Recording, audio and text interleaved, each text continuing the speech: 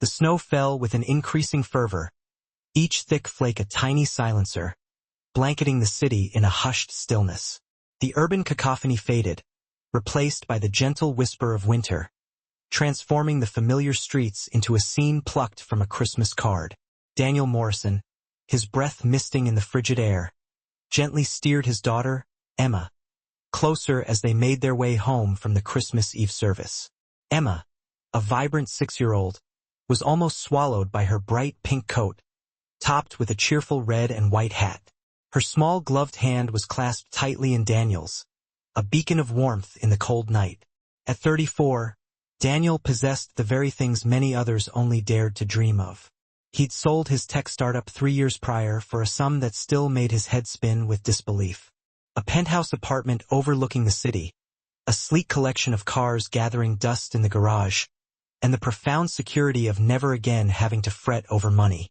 Yet, walking through the snow-dusted streets on this Christmas Eve, with Emma's joyful chatter about Santa and the promise of presents swirling around him, Daniel felt that familiar, nagging ache of incompleteness. 2 years ago, Emma's mother, Julia, had been stolen away by a sudden, cruel twist of fate, a brain aneurysm. One moment she was there, her laughter echoing over breakfast. The next she was gone, vanished. Since that day, it had been just the two of them, Daniel and Emma, navigating the world together, a father and daughter island in a vast sea. "Daddy, look at all the pretty lights." Emma tugged on his hand, her mitten-clad finger pointing toward the buildings ablaze with festive Christmas displays. "Beautiful, sweetheart," Daniel replied, his voice laced with affection. He smiled down at her, feeling an overwhelming sense of gratitude for this small being who had given him a reason to keep moving forward when Julia had been ripped from his grasp. They were passing a narrow alleyway wedged between two buildings when Daniel heard it, the distinct sound of someone rummaging through overflowing trash bins, accompanied by soft, desperate, gasping breaths. His first instinct was to keep walking. It was Christmas Eve, after all.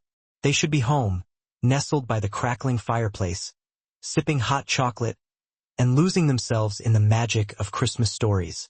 The last thing Emma needed was to witness something upsetting, something that would shatter the innocence of the evening.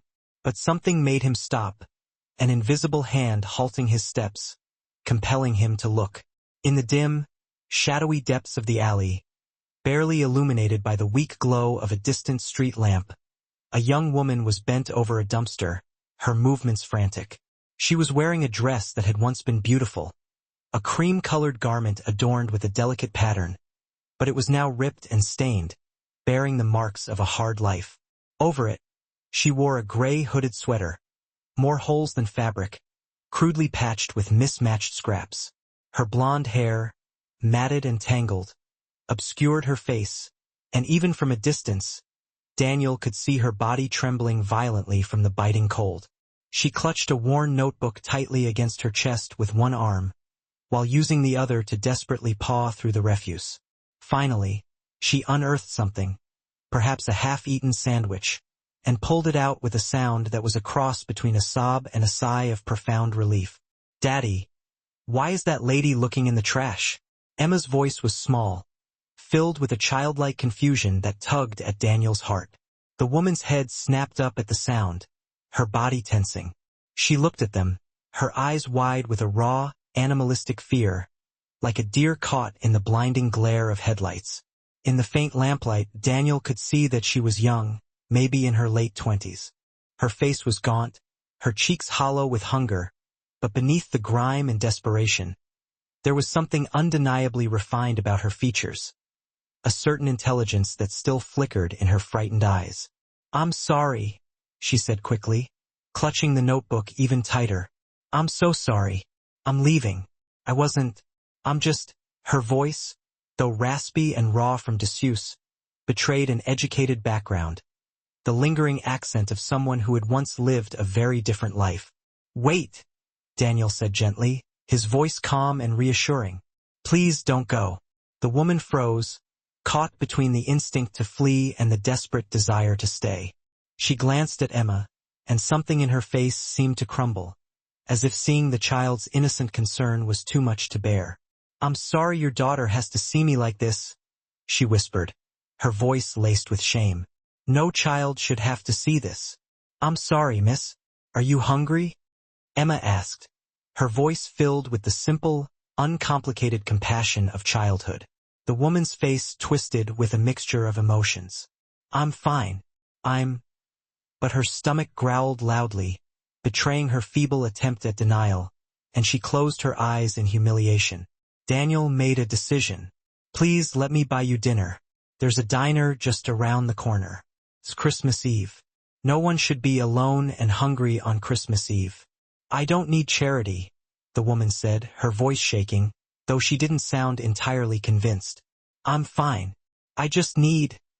She looked down at the crumpled sandwich in her hand, and Daniel witnessed the precise moment her pride finally shattered. Tears welled up in her eyes and slid down her dirty cheeks, leaving clean streaks in their wake. I'm sorry. I'm so sorry. I used to be someone. I used to matter. I don't know how I got here. You still matter, Daniel said firmly, his voice filled with conviction.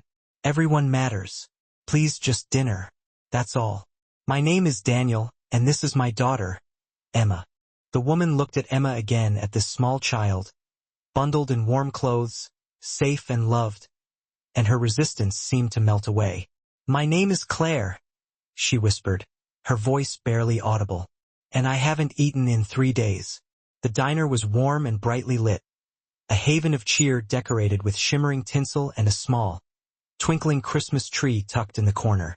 The hostess, a middle-aged woman with a weary expression, looked uncertain when they walked in, clearly uncomfortable with Claire's disheveled appearance. But Daniel's firm gaze brooked no argument. They slid into a booth. Emma nestled between Daniel and Claire. Daniel ordered hot chocolate for Emma, black coffee for himself and Claire, and then turned to Claire, his eyes filled with genuine concern. Order whatever you want. Anything? Claire's voice cracked with disbelief. Anything. As much as you want. Claire, hesitant at first, ordered a bowl of hearty soup, a thick-cut sandwich piled high with fillings, scrambled eggs, buttered toast, and a side of crispy bacon.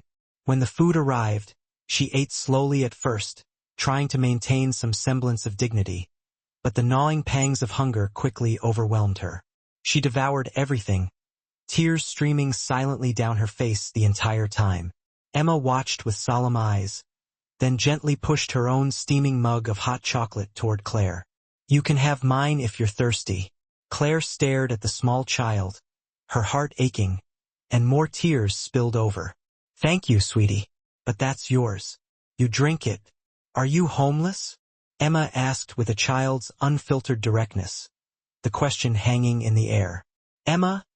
Daniel started, wanting to shield Claire from further discomfort, but Claire raised a hand, stopping him. It's okay, she said, her voice surprisingly steady. She deserves the truth. Claire looked directly at Emma. Yes, honey, I'm homeless. I lost my home. Why? Claire took a shaky breath, gathering her thoughts. I made mistakes and I had some bad luck and I lost everything. Daniel had been watching Claire intently throughout the meal, the way she clutched her notebook like a lifeline, the educated cadence of her speech, the faint remnants of grace in her movements despite her desperate circumstances. What's in the notebook? He asked gently, his curiosity piqued. Claire's hand instinctively went protective over it, as if shielding a precious treasure. For a moment, Daniel thought she wouldn't answer. Then, with a sigh, she opened it carefully, as if it were made of fragile glass. Inside were pages and pages of writing, filled with beautiful, flowing handwriting. Stories, Daniel realized. Stories and poems and what looked like the beginning of a novel. I was a writer, Claire said quietly, her voice tinged with both pride and regret. I'm a writer, I guess, even if no one will ever read my work. I was finishing my MFA at Columbia. I had a teaching assistantship, a small apartment, a future. Her voice broke, the weight of her lost dreams heavy in the air. Then my mother got sick. Cancer. I used all my savings helping with her medical bills. Dropped out of school to take care of her. She died 6 months ago. I'm so sorry, Daniel said, his voice filled with genuine sympathy. After she passed, I couldn't catch up. Lost my apartment when I couldn't pay rent. Lost my job because I had no address, nowhere to shower or sleep. Everything spiraled so fast. Claire looked down at her notebook, her fingers tracing the lines of her handwritten words. This is all I have left. The only thing I managed to keep, my words, my stories. They've kept me sane these past few months. Where do you sleep? Daniel asked, his brow furrowed with concern. Shelters when there's room. Park benches when there isn't. Under bridges, in doorways. Claire said it matter-of-factly, her voice devoid of emotion, but Daniel saw the flicker of shame in her eyes. I'm one of the invisible people now, the ones everyone walks past and pretends not to see. I see you, Emma said suddenly, her voice clear and unwavering. You're not invisible. Claire's face crumbled again. The simple act of being seen, of being acknowledged, overwhelming her. She reached out and gently touched Emma's hand, her touch light as a feather. Thank you, sweetheart. Thank you. Daniel's mind was racing, thoughts colliding within him. He thought about his cavernous, empty penthouse, about the abundance of resources he possessed, about the responsibility that came with such privilege.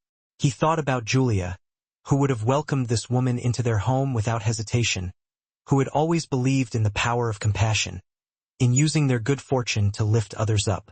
Claire, he said slowly, carefully choosing his words, I want to make you an offer, and I need you to hear me out completely before you say no. Claire looked at him wearily, her eyes guarded. What kind of offer? I have a guest suite in my apartment. 2 bedrooms, private bathroom, small kitchenette. It's been empty since my wife passed away. Daniel took a deep breath, bracing himself. You can stay there as long as you need. No strings attached. No expectations. Just a safe, warm place to live while you get back on your feet. Claire stared at him, her expression a mixture of shock and disbelief. No, I can't. You don't know me. I could be anyone. I could be dangerous. I don't think you're dangerous.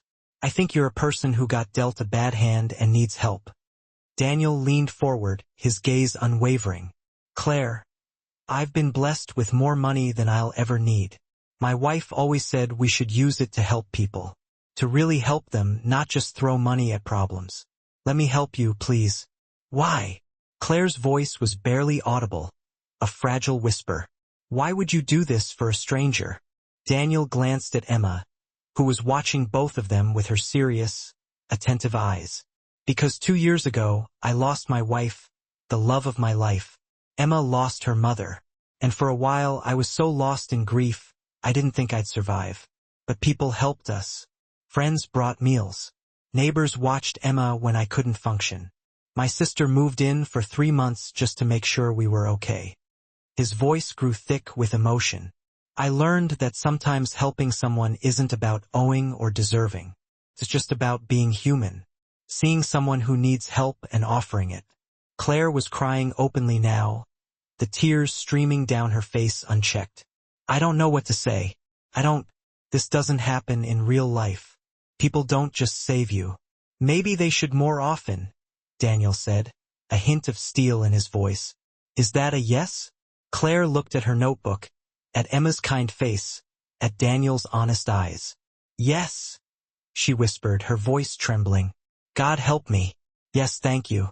The guest suite was more beautiful, more luxurious, than anywhere Claire had ever lived, even before she became homeless. She stood in the doorway, dirty and exhausted, and started to cry again, overwhelmed by the kindness she was being shown. I'm going to ruin everything, she said, her voice choked with emotion. I'm filthy. I'll destroy your beautiful home. You won't ruin anything, Daniel said firmly, his voice filled with reassurance. There are fresh towels in the bathroom. I'll leave some of Julia's clothes outside the door. They should fit. Take a hot shower, sleep in an actual bed, and tomorrow we'll figure out next steps. Julia, your wife. She was about my size. Daniel's voice caught, a wave of grief washing over him. She would want you to have them. She was always bringing home strays, people who needed help. Drove me crazy sometimes. but it was one of the things I loved most about her. Claire touched his arm gently, her eyes filled with compassion. She sounds wonderful. I'm sorry for your loss. I'm sorry for yours too, Daniel replied softly. That night, as Claire stood under the steaming spray of hot water for the first time in months, washing away layers of street grime and desperation, she sobbed with a mixture of relief and disbelief. When she emerged from the bathroom, wrapped in a plush towel, she found clothes neatly folded outside the door. Nice clothes, clean and soft, smelling faintly of lavender. She put them on, the unfamiliar comfort a balm to her battered spirit, and caught sight of herself in the mirror. Underneath all the dirt and exhaustion, she could see glimpses of who she used to be, who she might be again. In the main living area, she found Daniel sitting on the couch reading a book to Emma, who was already in her pajamas, her eyes drooping with sleepiness. Claire! Emma spotted her first, her face lighting up. You look pretty. Thank you, sweetheart, Claire replied, feeling tears threaten to spill over again. Thank you both for everything. I promise I'll find a job as soon as possible. I'll pay you back. Daniel interrupted gently, his voice soothing. Tonight, just rest. It's Christmas Eve. Let tomorrow worry about itself. Can Claire read us a Christmas story? Emma asked, her voice filled with hopeful anticipation. She's a real writer. That would be so cool. Claire looked surprised, touched by the child's enthusiasm. I'd love to, if that's okay with your dad. More than okay, Daniel replied, his eyes twinkling. So Claire sat with them, this stranger who had been digging through trash just hours earlier, and read The Night Before Christmas, in her beautiful, educated voice. Her words filling the room with warmth and magic. Emma fell asleep before she finished, curled up trustingly between them on the couch, her small body heavy with slumber. She likes you? Daniel said softly, brushing a stray strand of hair back from his daughter's face. She's wonderful. You're both wonderful.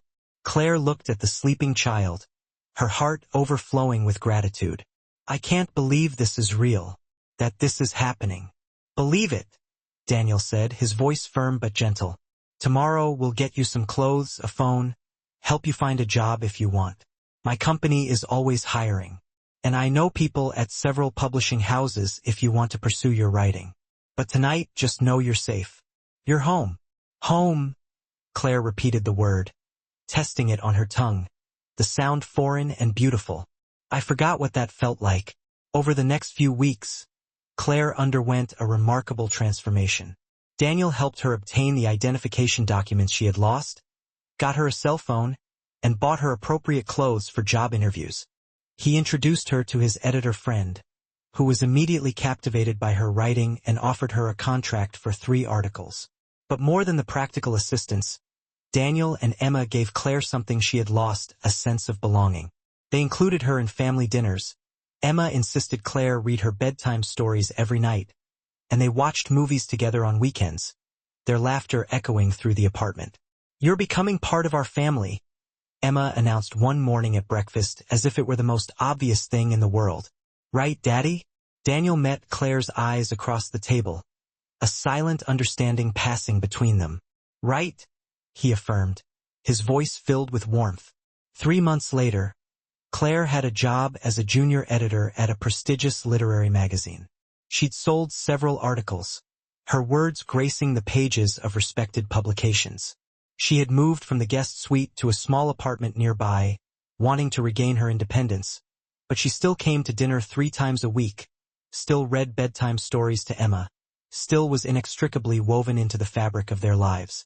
6 months later, on a balmy summer evening, Daniel and Claire sat on his balcony, sipping wine as the city lights twinkled below, while Emma slept peacefully inside. I need to tell you something, Claire said quietly, her voice tinged with nervousness.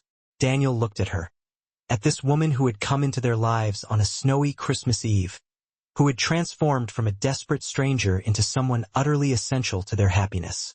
What is it? I'm falling in love with you and Emma.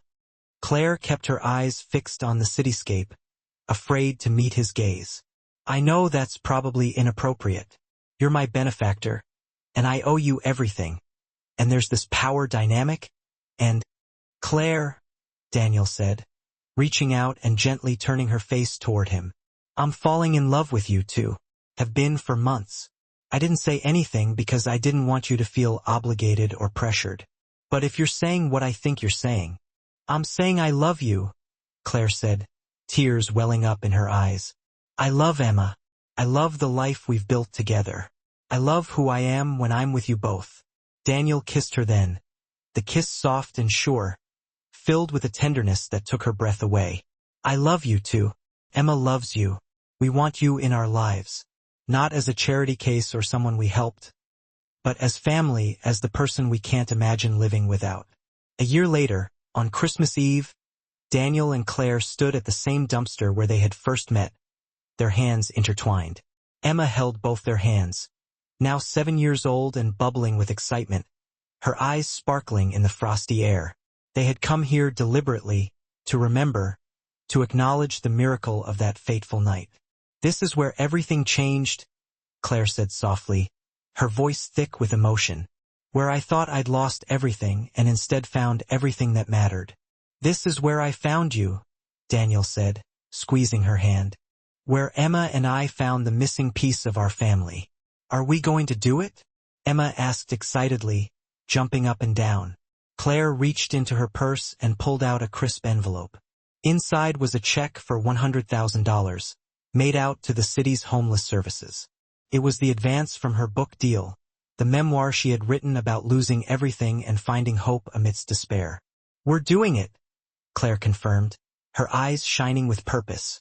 She would be donating the money to create a program for homeless individuals who wanted to pursue education and artistic careers, the Claire Morrison Fellowship, named after the woman she had been and the woman she had become. They dropped the check in the mailbox on the corner, then walked home through the gently falling snow, retracing the same route they had taken that first night, their hearts filled with gratitude. Thank you, Claire said to Daniel as they walked, her voice overflowing with emotion. Thank you for seeing me when I was invisible, for helping me when you had no reason to, for giving me back my life. Thank you for letting us love you, Daniel replied, his voice filled with tenderness. For becoming Emma's mother in all the ways that matter. For teaching us both that family isn't just blood. It's choice. It's showing up. It's love. Emma swung between them, holding both their hands tightly. Merry Christmas, Mommy. Merry Christmas, Daddy. Claire still teared up every time Emma called her Mommy. The word a precious gift. They had been married 6 months ago. A small, intimate ceremony with close friends and family. And Emma as the flower girl, her face radiant with joy. Every time Emma said that word, it felt like a miracle, a constant reminder of how far she had come from that desperate, broken woman digging through trash. That night, after Emma was fast asleep, Daniel and Claire sat by their Christmas tree, the air filled with the scent of pine and the soft glow of twinkling lights. Claire wore the same cream-colored dress she had been wearing that first night, but she had had it professionally cleaned and mended, erasing the visible signs of her past hardships. She wore it every Christmas Eve now, as a powerful reminder of where she had been and how far she had come. What are you thinking about? Daniel asked, his voice soft and intimate. About how close I came to giving up. That night you found me, I was writing goodbye letters in my notebook, to my mother, to the life I'd lost, to the person I'd been. I was planning to walk into the river the next day. Claire's voice broke, the memory still raw and painful. Then Emma asked if I was hungry, and you offered me dinner, and suddenly I had a reason to survive one more day. Then another, then another. Daniel pulled her close, his arms enveloping her in a comforting embrace. I'm so glad you're here. I can't imagine life without you. Neither can I, Claire whispered, leaning into his embrace. She looked at the tree, at the stockings hung with care for all three of them, at the life they had built together, a testament to the power of love and compassion. You know what I said that night? When you found me, I said I was sorry, that I used to be someone. You were wrong, Daniel said, his voice firm. Claire turned to face him, her eyes shining with newfound confidence. I was always a someone, I just couldn't see it anymore. You helped me see it again. You and Emma, you showed me that worth isn't about what you have or what you've lost. It's about who you are, how you treat people, what you do when someone needs help. You would have done the same for someone else, Daniel said with certainty, his eyes filled with love and admiration. I will do the same. That's what the fellowship is for. To help other people like I was helped. Claire smiled, her heart overflowing with gratitude. To pass on the gift you gave me. They sat together in the soft glow of the Christmas tree lights, two people who had found each other in the most unlikely of circumstances. A wealthy widower and a homeless writer, brought together by compassion and a chance encounter on Christmas Eve. And a little girl's simple, heartfelt question, are you hungry? Sometimes salvation comes from the most unexpected places. Sometimes the person digging through trash on Christmas Eve is exactly who you need to meet. Sometimes helping someone else is how you ultimately help yourself. Daniel had given Claire a home, a safe haven from the storm, but she had given him something infinitely more precious, purpose, renewed hope, unconditional love, and a reason to believe in the inherent goodness of humanity again. She had given Emma a mother, a loving and supportive figure in her life. She had given them both a future filled with hope and happiness. And that, Claire thought as she drifted off to sleep in Daniel's arms, was the real Christmas miracle. Not the money or the apartment or the job, as important as those things were. The miracle was the profound connection, the unwavering love, the extraordinary way human beings could save each other simply by seeing each other, by refusing to look away, by offering help without counting the cost. She had been invisible, digging through garbage, certain her story had ended, that she was beyond redemption. But it had only just begun. Because sometimes the worst moment of your life is just the beginning of the best chapter. Sometimes losing everything means you have room to gain what actually matters, the things that truly enrich your soul. Sometimes the person you think you're helping is actually the one saving you, guiding you back to the path you were meant to travel. And sometimes, on a snowy Christmas Eve,